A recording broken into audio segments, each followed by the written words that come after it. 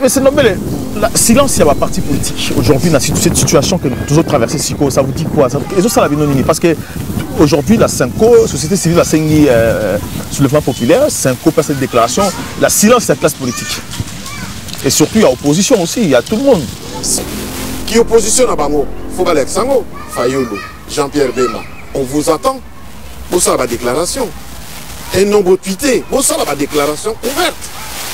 Si vous êtes d'accord avec la loi, le peuple a mis ça le soulèvement populaire. Ndenge balanda baza awaka kolanda conseiller ba ministre le professeur na mo ba pesa ngako agent na cabinet ya Macron très souvent sur la soirée et ça non mais t'as compris les politiciens ils sont tout le temps derrière le ministère, derrière le conseiller par-ci par-là. Mais pourquoi l'Iran wana balanda bi sauter? Pourquoi le Qatar? Pourquoi l'Algérie ba ça nini? Parce que pour nous, on va pouvoir, on négocie, on va être marchander. Non, on va pouvoir dans Moka. Mais si on sali déclaration, là je sais que c'est toi qui as parlé. Nani Nehemi Mouilania, Biloko Alobaki. Mais c'est vraiment, c'est archi faux. C'est archi faux. Dans 18 ans, on a pouvoir. Il y a eu des ministres qui ont été en prison. Mais combien de ministres qui ont été en prison? Dans 18 ans, on a pouvoir. Qu'est-ce qu'ils ont fait au pays? Qu'est-ce qu'ils ont construit? Bazar na temple na bango ya maléfique na Kingakati on a place ba marmio so yaka pour na mabe ya peuple. Ba ko ngelo ko mo ya malamu ya peuple te. Donc ndenge zana bango baza ba partisans ba défendeurs ya impunité. Donc pour na bango bani ba sa ba loi mo boye et garantir impunité na bango. Voilà. Or ba ko yiko séparité na de l'autre côté ndenge peuple aza ko telema pour la justice et soit place là. Voilà. Parce que le problème na bango c'est que il faut ministre de la justice à siéger na commission ya magistrature. Mais ça n'a jamais et qu'on s'arrête. Commission ya magistrature, ministre à côté raconté. La justice est indépendante. L'article 219 que le non. En cas il y a état d'urgence ou état de siège ou état de guerre, bah pour ça va révision. Donc là actuellement tout ça déjà dans état d'urgence. D'après état d'urgence pour la coronavirus. État d'urgence, donc pour ça la révision. Ce qu'aucun article 220, principe, il y a république, où il y a indépendance, il y a justice, tout ce qui est suffrage universel, tout ça, qui pour réviser à monter. Les Congo AL News, première chaîne d'info. Bonsoir. Soulèvement populaire na Kinshasa. Ça c'est la déclaration de la société civile. Automoni, mais c'est Christopher Ngoyi. A sali appel à PC ultimatum dans la Kabylie. FCC et aussi na ba branche na bango nyonso et puis na président honoraire Joseph Kabila a dit bango clairement que ceux qui va retirer loi Minaku Sakatate le 30 juin au lieu de fêter fête d'indépendance à Congo et vous avez la journée moko pour na cette classe politique qui a fait échouer le Congo pendant 60 ans. Donc on parlait en haut avec M.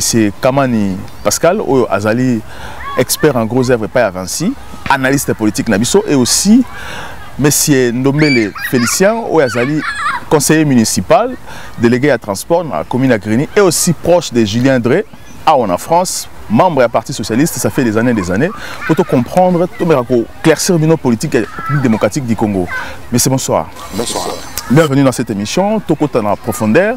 Mais c'est Kamani, analyste politique, Toligny au fond et la biso analyse Mouramakasi à Mounene, parce qu'aujourd'hui, la société civile est déclarée soulèvement populaire. Est-ce que c'est le moment où il y a un soulèvement populaire aujourd'hui dans la République démocratique du Congo?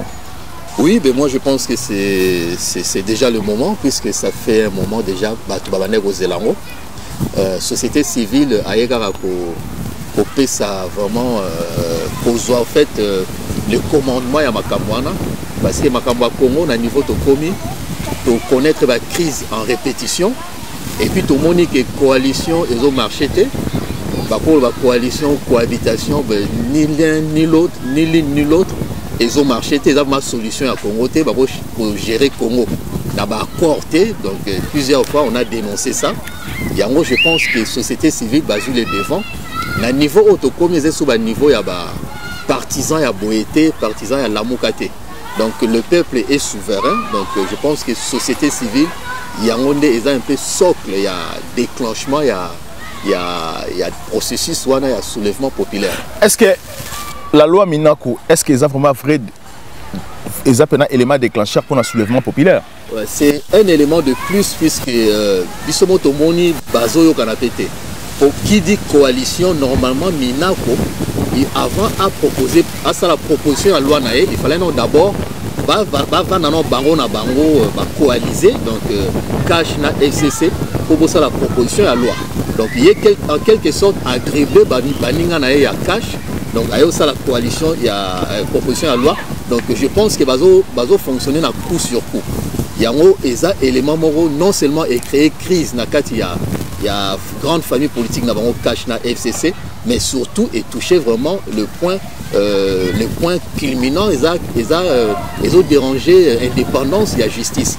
Or la justice en ce moment c'est le socle vraiment il y a pour consolider l'état des droits dans le Canada. Mais c'est nommé. Est-ce que la société civile aujourd'hui vous allez prêt ou capable il y a soulever la population? Parce qu'on sait très bien à l'époque déjà Kabila était en pouvoir, bah échoué qui plusieurs fois que Joseph Kabila dans le pouvoir. Merci beaucoup, M. Andreas. On a sous l'émission. Vous allez vraiment clair. Clair dans le sens que soulèvement populaire, la diaspora, nous dans la diaspora, depuis longtemps. Depuis longtemps, diaspora, basé la soulèvement populaire. Tout sali appel à plusieurs reprises. Même avant les élections, ça n'a pas tenu. Donc, si l'occasion se présente, en tout cas, moi j'appelle la population à suivre la société, parole de la société civile. Donc, il faut vraiment babiller. Mais lorsque la population Abimaki, qui demande à la société civile, parce que tout le monde peut s'incoper aussi à se rajouter et pas appuyer en haut. Effectivement, puisque à tout moment, Tolo Bakango n'a pas émission na bisoke, bombe atomique, c'est la population. Et ne vous trompez pas, Félix a la population derrière lui. Donc, ce qui, l'élo, Félix a menti qu'au déclencher bombe atomique, la population. Donc, je pense que dans la phrase au Kabunda Lobaki, il y en a d'autres personnes qui vont manger. Est-ce qu'il faut Félix n'ait à déclencher en groupe société civile parce que nous savons très bien. La société civile, pourquoi depuis longtemps qui peuple a un soulèvement populaire? Pourquoi qui a monté? Oui, je pense que la société civile, bon, c'est vrai qu'ils jouent un rôle important dans il y a Congo, surtout dans la vie politique et puis vie à tous les jours dans le Congo. Mais soulèvement populaire, normalement, programme à Yangote. Parce qu'on va programmer Yangote, soulèvement populaire, et Yaka normalement, Yangomoko, naturellement. En fait, il y a un résultat, il y a plusieurs révoltes, petites révoltes, tout ça. Yangone Moutou et créé vraiment soulèvement populaire. Ce qui, à un certain moment, peuple Azolo, Babazo Kate, peuple Azolo, Bazo Kate. Et comme le peuple, Yemutaza souverain, à un dernier mot, à un certain niveau, le peuple a prendre les choses en charge. Mais je pense que la société civile, un peu moins coup de pouce dans la population. Est-ce que la société civile, parce que est-ce que freiner la population ou pas? Est-ce que on égarer la population encore maintenant ou pas? Mais c'est nommé. Parce que ça fait des années que parce que la population a pris les devants. Est-ce que, comme vous dites, qu'il va programmer là, c'est programmé maintenant? Non, mon frère Kamanya Outkolobake, soulèvement populaire et le roi Maï. Ce qui va se déborder, moi, c'est jamais beaucoup de Lobake, non, telle date, donc c'est soulevé. Parce que le gouvernement a mesure d'une autre façon. Mais or, Sobo du Bango, la surprise, beaucoup en attendent, il y a aucun bango sauté. N'attend la population Babimi, ils étaient combien? En tout cas, ils étaient une affaire à 5 ou 10 000. Mais, Bakangaï combien? Bakangaï 18 personnes. 18 personnes, c'est que moi j'ai entendu dans les réseaux sociaux, Bakangaï 18 personnes. Mais c'est pour faire quoi? Si 10 000 ou 5 000 personnes, Bakangaï 18 personnes, c'est pour faire quoi? C'est juste pour faire peur à la population que non, Batouana, pour maltraiter Bango. parce que là actuellement, parce que Christopher Ngoyi a sa demande il y a soulèvement populaire les 30. Donc ceux qui va encercler Ndakunaye peut vous la bloquer. À ce moment-là maintenant, bango va structurer la population de façon que ceux qui vont encercler Ndakunaye, rien ne va se. Appeler vraiment population directement dans le soulèvement populaire. Christopher Ngoyi a payé d'abord ultimatum dans l'Assemblée nationale, le 29 lundi, donc demain, a payé ultimatum va retirer la loi wana ya Minako. Et la loi anticonstitutionnelle, les lois moraux, et permettre l'indépendance, émettre et faciliter l'indépendance, il y a justice, donc base dans l'injonction, il y a ministre, il y a justice. Donc, il y a un ultimatum na président et l'Assemblée nationale, Madame Mabunda, pour retirer la loi na ordre du jour, il y a plénière, où il fallait que Salama. Donc, ultimatum, on a ce l'équipe. Dès ce qu'on a béni ici peuple, les 30. On a parlé du peuple. On a parlé du peuple. On a couvert qu'on manifeste. À partir de 8 h du matin. Qu'on ça la manifestation. Et puis, à ça, sous proposition, il y a ça la pétition. On a aussi la dissolution, il y a l'Assemblée. Oui, justement, parce qu'à 5 h les 30, est-ce que la population a se tenir plusieurs jours devant l'Assemblée pour que les ça aussi, c'est une question, M. Andreas, ce qui se passe au Congo, le peuple a souffert trop. Souffrance est comme tellement trop dans le peuple, alors le peuple a l'ingé sous copé ça va politicien tenté. Parce que que non, toujours marcher bien, toujours fonctionner bien l'état de droit, mais c'est comme si FC Saza sous la confiance à l'état de droit. FC Saza l'ingé sous l'état de droit. FC ça bandi ko senga Félix a ça la déclaration ba bima na coalition ba kota na cohabitation. Mais est-ce que c'est une bonne chose OK na cohabitation qui sera perdant ou qui sera avantagé? Mais les perdants c'est eux. D'abord ba kota na cohabitation parce que Félix il est gagnant à la présidentielle. Même si bango baza majorité mais Félix il est gagnant. Donc l'élection législative nationale na provinciale il y a vu la Kinshasa. C'était quoi les députés ou les députés provinciaux, les députés nationaux ou les députés provinciaux, ils ont été nommés. Donc, à ce moment-là, la loi Félix est relégatée, c'est plus on voilà. Moi, il y a une cohabitation, Félix a été. donc Félix sera obligé à se soumettre à côté de la ministre. Va accepter la cohabitation, donc ça peut Félix possibilité à dissoudre l'Assemblée parce qu'il est le président, il est le garant des institutions. Les garants des institutions. Et ça en fait coalition moro de façade parce que déjà acte Yaminako ce que ça proposition la loi sans que o associé ba partenaire na yo ou ndenge ba salaki coalition na bango cash FCC sans que o informer bango sans que o associé bango et là qui c'est déjà que non tous en coalition moro ya façade. Mais pour l'angaï, que ce soit coalition ou cohabitation, le peuple ne va pas se retrouver. Parce que la Kabylie sataniste, bango bazan na temple na bango ya maléfique na Kingaka, on a place ba marmono se yaka pour na mabe ya peuple. Ba ko ngelo ko mo ya malamu ya peuple était. Donc l'engezana bango baza ba partisans ba défendeurs ya impunité. Donc pour la bango ça va loi boboé et garantir impunité na bango. Voilà. Or bakoki ko séparer na de l'autre côté nenge peuple aza ko téléma pour la justice et soit place na. Voilà, c'est nommé les lorsque lobby que la cohabitation est difficile parce que monsieur Kamagne aussi déclare que ça ne profite pas à la Congolais cohabitation ou coalition. Est-ce que lorsque maintenant Félix Tshisekedi a dissoudre le Parlement, est-ce qu'il a la mesure pour dissoudre le Parlement? Est-ce qu'il a habilité aussi de le faire ou pas? En France, le président est le garant des institutions. Donc à tout moment, le président peut déclencher quelque chose. Mais dans la constitution ya Congo, dans la constitution en Congo, Félix pour dissoudre l'Assemblée, il faut affiner ça. Président de l'Assemblée, président du Sénat, aïe sa bango, le pourquoi. Et bango mi balé ba ça aval.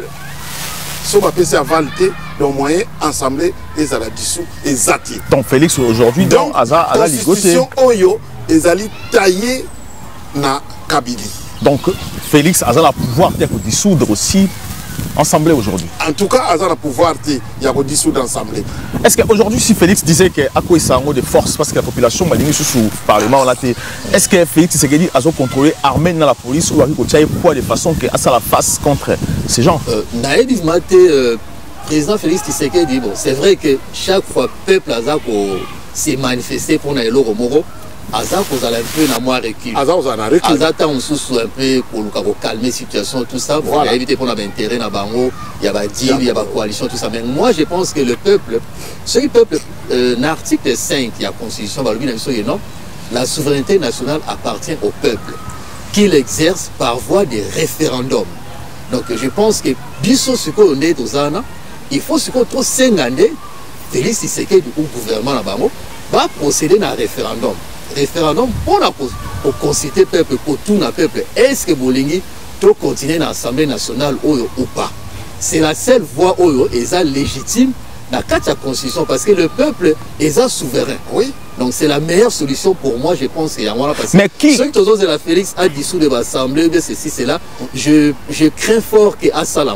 Est-ce que ma partenaire n'est pas acceptant, c'est pour mettre le feu au pays, mais est-ce que M. nommé le président Félix aujourd'hui a le pouvoir de contrôler l'armée? Est-ce qu'il a maîtrisé les généraux, il y a cabine dans l'armée ou dans la police? Non. On va trahir demain. Pour l'instant, na deal na bango parce qu'il faut tout ça la clair, M. Kamani. Na coalition na bango basalaki, Félix Azana place ils vont côté à koki ko respirer. Azana place. Azana manœuvre marche de manœuvre mon ko ezate. De batikila marche de manœuvre té o ya ko sala. Alors pour nangai mais à koki ko dissoudre ngo par la force avec l'appui de la population. Parce que selon l'article 5, si le peuple est souverain, l'article 5, là, Azana a droit à dissoudre l'Assemblée par la force. Donc aujourd'hui, la population a le pouvoir de la Kabyle aujourd'hui dans le Congo. Oui, avec la pression, ceux qui ont la pression d'une façon illimitée et puis continue. Je pense que Kabila il va finir parce que toi, sur la FCC, il déjà sort dans la bango. Ngana landaki ministre wana salaki bakangaki batiki azoloba ah non yeme na bengaki yeme pona ngai yeme zanzambe donc na éviter batwana bazana excès de malice donc c'est une abomination des gens mon batu bavandi wana baza pour glorifier mutumoro bende na lobai Kabila pour na bango dans le pouvoir absolu des droits divins na Congo. C'est comme si Nzambe mutacha Kabila azalana mais mabé o bango basali na ba domaine délai sur le plan économique, sur le plan il y a criminalité, tout ça na ndenge ba détruire, ba voler, ba piller mboka wana. Mais je pense que c'est vraiment une folie au monde dans ce comportement. Il n'y a pas d'autre solution. Le peuple doit récupérer le pouvoir parce qu'il est souverain. Et puis c'est légitime. Ce que le peuple a récupéré le pouvoir, ils ont une légitimité. Il y a sa légitimité dans Moutalingi, donc à côté qu'on récupérer. Donc pour l'instant, je pense qu'il faut tous adhérer à l'appel à la société civile, puisque c'est au-dessus des partis politiques. Au-dessus, il y a un mouvement politique. Donc, le peuple a eu les devants. Je pense qu'il faut adhésion massive pour permettre toute la pression, multiplier la pression pour botter la Kabylie sataniste. Donc, en ce moment-là, sur la population abîmée, le président Félix n'aura pas le pouvoir ou pour calmer la population, le pouvoir qui n'est pas là aussi. Le peuple est souverain. Parce que la Kabylie, jusqu'à présent, le président Félix a condamné, même s'il faut agir proportionnel au peuple qui va punir aussi. Il y a une face à la déclaration, il y a une fois punir Bango na place dans Bango. De toutes les façons, M. Andreas, je tire l'attention à Batoa IDPS. Parce que mon frère Kamani Alobiango, à chaque action na Congo, Félix, c'est comme si quelqu'un qui a salamou à recul. Depuis peuple a bandi qu'on s'est manifesté, jamais n'a eu aucune déclaration ouverte. Parce qu'il faut tweeter, au cours de ma paix que Zayote. On a tweet je ne prends pas vraiment en considération. N'attends à tweet presque nyos, mais en considération. Mais si on sali déclaration, là je sais que c'est toi qui as parlé. Nani Nehemi Mouilania, Biloko Alobaki. Mais c'est vraiment, c'est archi faux. C'est archi faux. Dans 18 ans, il y a pouvoir. Il y a eu des ministres qui ont été en prison. Mais combien de ministres qui ont été en prison? Dans 18 ans, il y a pouvoir. Qu'est-ce qu'ils ont fait au pays? Qu'est-ce qu'ils ont construit? Ils ont pillé le pays. Azan a tort, ce qu'il a dit. Parce qu'il a dit que cette loi existe déjà, c'est juste pour la renforcer. Non, mais parce que le problème, c'est qu'il faut ministre de la justice assiéger dans la commission de la magistrature. Mais ça n'a jamais. Et comment ça a été? Commission de la magistrature, ministre à la justice est indépendante. Et puis sur l'article 219, et le non. En cas il y a état d'urgence ou état de siège ou état de guerre, oui, pour ça va révision. Donc là actuellement tout ça déjà dans état d'urgence. D'après état d'urgence pour la coronavirus. État d'urgence, donc oui, pour ça la révision. Sur aucun article 220, principe il y a république où il y a indépendance, il y a justice, tout ce qui est suffrage universel, tout ça, qui pour réviser à monter. Et ça vraiment verrouillé. Mais qu'est-ce qui pousse à déverrouiller? Pourquoi le président aussi ça l'a payé de mon côté? Apparemment, le président Félix Ayamba, qui même le président, il y a chambre haute, la chambre basse, avant le conseil des ministres, a rappelé qu'il que non. Ce qui est la loi Moro, ils sont anticonstitutionnels. Et puis, ils ont la loi Moro, ils ont au peuple à téléméliango. Ce n'est pas la peine, il y a pour ça la proposition, la proposition, il y a la loi. On a évité ce qui va y parce que là, je pense que il y a FCC, d'abord, on a respect pas félicité, et puis je t'informe que non, il faut que ministre, après le conseil des ministres, ça après le conseil des ministres, bis, la Kinakati. Par moi, on a des instructions où tu as la Kinakati. Donc, Félix, comme tel, il n'a pas d'autorité par la bango, et puis la bango va dépendre directement d'un chef de la bango, dans le bango, il y a Kinakati, mais c'est Kanam. Est-ce que la loi est anticonstitutionnelle aussi? Oui, puisque c'est clair, sur les articles, déjà article 82, il y a l'article 82 parce qu'il y a le président sur proposition, il y a le conseil supérieur de la magistrature. Sur l'article 149, ils ont parlé d'organisation, d'un fonctionnement, il y a un pouvoir judiciaire qui est piloté par le conseil supérieur de la magistrature. Sur l'article 151, 152, on parle vraiment, il y a indépendance même, il y a pouvoir judiciaire. Et l'article clé, on a il y a 220, il y a un mot pour empêcher, pour remettre en cause le principe, il y a république, c'est-à-dire l'indépendance de la justice. Donc, il y a ils ont que non, proposition, il y a 3 lois, il y a Minako, et ça anticonstitutionnel. Donc, je pense qu'il n'y a pas vraiment le mot dans ça la débat parce que batunion sur balobeli yango batunion sur balobeli à part quand la FCC bango bazo comprendre on a dingue na bango. Mais c'est étonnant parce que Mutasigna qui constitue ça mutu na bango Joseph Kabila. Mais c'est normal. Silence il y a la partie politique aujourd'hui dans cette situation que nous toujours traversé Siko, ça vous dit quoi? Ils ont ça la binonini parce que aujourd'hui la Cinco société civile a signé soulèvement populaire, Cinco passe cette déclaration, la silence c'est la classe politique. Et surtout il y a opposition aussi, il y a tout le monde. Silence, il y a classe politique. Il faut tout le cas comprendre, Andreas. Tous en amaï na mon côté. Parce que silence, il y a classe politique, ce qui fait que pour Nabango, le pouvoir a été volé. Donc, il faut pas que c'est la Bango pouvoir. Mais la machine est déjà en marche. Au lieu de se mettre derrière la machine, non. Qui opposition à Bango? Il faut pas l'Alexandre, Fayolo, Jean-Pierre Bema. On vous attend pour ça la déclaration. Et non vous tweetez, pour ça la déclaration ouverte. Si vous êtes d'accord avec la loi, le peuple a mis ça le soulèvement populaire. Est-ce que vous êtes lié, parce que la dernière fois vous parlez de Glencore, est-ce que Glencore aujourd'hui, est-ce que vous êtes lié derrière vous avez la déclaration? La classe politique, ça a toujours la faiblesse facilement. Donc à un certain niveau, c'est comme si les classes politiques sont téléguidées par l'extérieur, par l'Occident, parce que tout est dit bien que tout le temps dans le couloir, il y a y a la commission européenne, tout ça, derrière la commissaire européen, tout ça. Donc, la classe politique, moi, déjà faible pour la maille. Donc, ça vraiment pour représenter ou pour le la place qu'il y a peuple. Quelques peut-être opposants, oui, mais on y a sauté. La vraie opposition, on a dit sur les peuples. Parce que même si on a dit non, le peuple d'abord. Non, prenez-vous en charge. On va revenir à la peuple. Le vrai opposant et celui qui est souverain est le peuple congolais. Ndenge baza awa kakolanda conseiller ba ministre na professeur na mo ba pesa ngako azana cabinet ya Macron très souvent sur la soirée et ça va non mais la comprenez pas politiciens ils sont tout le temps derrière le ministère, derrière le conseiller par-ci par-là. Mais pourquoi Iran wana ba l'Arabie Saoudite? Pourquoi Qatar? Pourquoi Algérie ba ça nini? Parce que pour nous pouvoir, on négocie à tous au marchander. Non. On va pouvoir na moka. Ce peuple ne peut pas porter.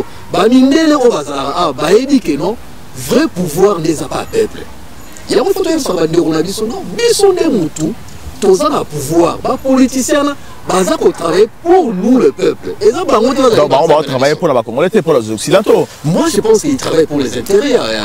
Il y a peuple d'abord, il y a occidentaux. Est-ce qu'aujourd'hui sur les populations abîmées, sur le Salami, Batona, Bakimi, na Congo, est-ce que qu'est-ce qu'il faudrait faire? Il faut aussi qu'on ait la paix dans l'opposition ou pas? Est-ce que l'opposition va aussi pour abondir pour abandonner les causes de pouvoir? Non, mais l'opposition est athée. Comment il lobby bien que l'opposition est athée? L'opposition est libanda. Dis-moi réellement, na Katia Kinshasa, Nani Azana Kinshasa, en tant qu'opposant, Oyazo Lobela, si ma peuple. Azati. Voilà, tout parler aussi sur, parce que la déclaration, il y a ministre et la justice. Hein, après, est-ce que la manière dont on va interpeller, est-ce que c'est la logique? Est-ce que c'est dans les droits? Est-ce qu'il y a un droit à Congo? Il faudrait qu'on ait aussi ministre et la justice comme ça. Est-ce que c'est une humiliation ou pas? Est-ce qu'il y a un droit? Pour être honnête, je pense que l'arrestation est arbitraire. Parce que de façon, vous voyez tout ça, bon, il parle pour l'institution, mais tout ça pour faire sa analyse par rapport à la fait. Donc je pense que Naran, il y a tout ça, déjà vice-premier ministre. Et ça, quand même, pour soigner les monatés. Parce que et là, on a eu la fois dernière, non, tu commis dans l'expédition punitive. C'est comme si, moi, je pense qu'ils ont les deux camps. Soit vous allez bien, Conseil d'État, Conseil de Cour de cassation, il plus pro-Tshisekedi. Mais tant que dans la Cour constitutionnelle, il y a FCC. Donc, tu commis dans moi, guerre, deux camps. Non, il ministre, la Cour de cassation. Bakanga qui est quand même d'une façon arbitraire. Il y a le Bikaïbi pourquoi Bakanga était. Alors, qu'est-ce qui a poussé Bakanga? Bon, apparemment, il y a eu problème où il y a l'être Moro Oabi à Tindagi na Baboum. À l'insu, il y a Conseil des ministres, puisque le Conseil des ministres est arrivé vendredi. Donc, il y a Tindagi l'être bien avant. La lettre, on a appuyé qui opposition à la loi, il y a Mina qu'on a député l'autre Sakata là. Donc, appuyé qui a fait un avis favorable au nom du gouvernement. Or, dans le Conseil des ministres, où aussi tout ça m'a vendredi, il va soulever dans l'ordre du jour, il y a un point clé. Il fallait traiter dans le Conseil des ministres. Quand le vice-ministre et la justice a copié sa lettre, c'est ça qui a créé vraiment un problème. Donc, je pense que Azana, et c'est une faute grave, et puis ça m'a fait flagrance. Et moi, je pense que même à niveau, il y a article, je crois, 125, il y a code pénal, donc fonctionnaire public ou haut fonctionnaire de l'État, ils ont mérité pour ça, pour se comporter, ils ont mérité, voire même à 10 ans de prison. Parce que c'est une faute grave pour ça. Donc la raison revient. Parce qu'il n'a pas quand même l'autorité, à diriger le Conseil des ministres, les présidents de la République. Donc ceux qui conseillent les ministres, c'est prononcé, il y a une initiative, il y a une gouvernement. Alors, c'est nommé, lorsque le ministre Yatunda Kassende a lobby que à Solol Nayeme, à Bengaso Nayeme, Yame Yabikobanga Tefananye. Alors, de qui tant lobby Yeme, c'est qui c'est Yeme? Parce que les Congolais vont se comprendre, Yame c'est qui? C'est Félix ou c'est qui d'autre? Non. Parce que c'est Félix qui est le président de la République. Yeme, il y a FCC, c'est Joseph Kabila. C'est pas Félix. Joseph Kabila. Selon les échos, on a yokaki lobby quel que soit dans les réseaux sociaux il y a eu un coup de fil il y a Joseph Kabila pour Batikani. Mais est-ce que le comportement de FCC, tout le monde va dans la salle avec Chadari, déclaration de Chadari, parce que Chadari dit que Bango Bakangi Vital Kamere. Est-ce que le comportement de Bango est bien, est normal vis-à-vis de la population, la manière dont Bango dans la salle, le comportement de Chadari dans la déclaration à Salaki, c'est quasiment faux. Étant qu'un homme politique, à quoi il faut la déclaration à Bongoté? À quoi ça la déclaration de Monati? Parce que même si Bango Bazaki derrière Vital Kamere pour situation des cas, mais Félix pense qu'il y a eu l'état de droit. S'il n'y avait pas l'état de droit, Vital Kamere, Bango Balobi, Balbert Yuma Bakanga Bamote, parce qu'il y a eu l'état de droit, il y a un que c'est à travers l'état de droit et la justice a mis la main sur Vital Kamere. Donc ce n'est pas Bango. Parce que Bango Balobi, Bango n'est pas Vital Kamere, le président Félix.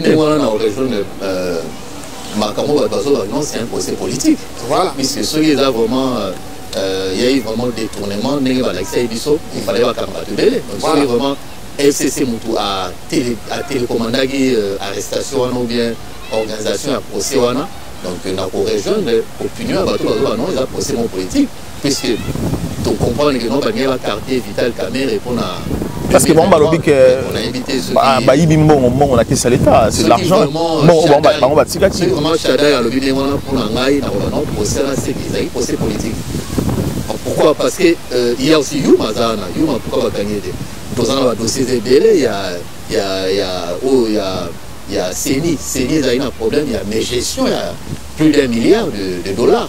Donc il fallait déjà paix pour ça, enquête, pour voir même que ça, l'ouverture d'enquête, pour la gestion, il n'y a pas que ça, il y a un projet, il y a agriculture, il y a